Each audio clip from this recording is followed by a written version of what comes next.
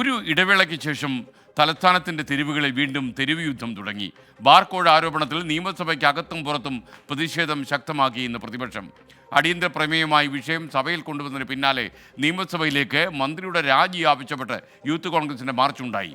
പ്രതിപക്ഷ ആരോപണങ്ങൾക്ക് തടയിടാൻ തിരുവഞ്ചൂർ രാധാകൃഷ്ണൻ്റെ മകന് ക്രൈംബ്രാഞ്ച് ഇന്ന് നോട്ടീസും അയച്ചു. അത് എനിക്ക് തോന്നുന്നത് അവരുടെ വാട്സപ്പിൻ്റെ അഡ്മിൻ മാത്രമാണ് തിരുവഞ്ചൂരിൻ്റെ മകൻ.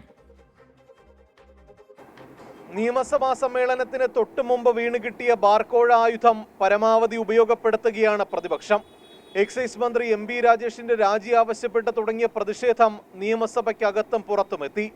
ഇന്നലെ നിയമസഭയിലെങ്കിൽ ഇന്ന് സഭയ്ക്ക് പുറത്ത്. പ്രതിപക്ഷ നേതാവിന്റെ സാന്നിധ്യത്തിൽ നടത്തിയ യൂത്ത് കോൺഗ്രസ് മാർച്ചും സംഘർഷഭരിതമായി.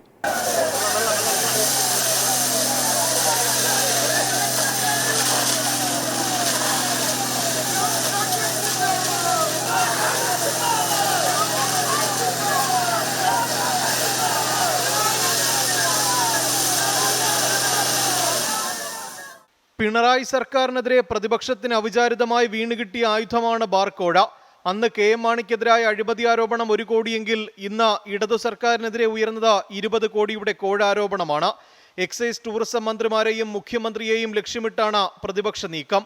മന്ത്രി എം.ബി. രാജേഷിന്റെ രാജി ആവശ്യപ്പെട്ട തൃത്താലയിലെ വീട്ടിലേക്കുള്ള പ്രതിഷേധ മാർച്ചോടെ തുടക്കമിട്ട ബാർകോഴ സമരം ഇന്നലെ നിയമസഭയിലെത്തി.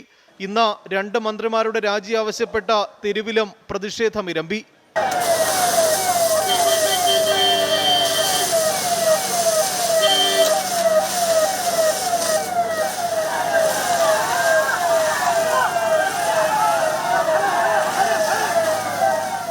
ഇത് കൊടിയ അഴിമതിയാണ്. അപ്പോൾ ഞാൻ പ്രതിപക്ഷ നേതാവ് എന്നുള്ള നിലയിൽ വിജിലൻസ് അന്വേഷണം നടക്കണം. ഇത് അഴിമതി നിരോധന നിയമത്തിൻ്റെ പരിധിയിൽ വരുന്ന കാര്യമാണ്. അഴിമതി നിരോധന നിയമത്തിൻ്റെ 8, 9, 12 വകുപ്പനുസരിച്ച് അന്വേഷിക്കപ്പെടേണ്ട കേസാണ്. CPIM-നെയും മുഖ്യമന്ത്രിയെയും ലക്ഷ്യമിട്ട സമരം കടുപ്പിക്കുന്നതിനിടെയാണ് സർക്കാരിന്റെ മറ്റൊരു നീക്കം ഇന്നുണ്ടായത്.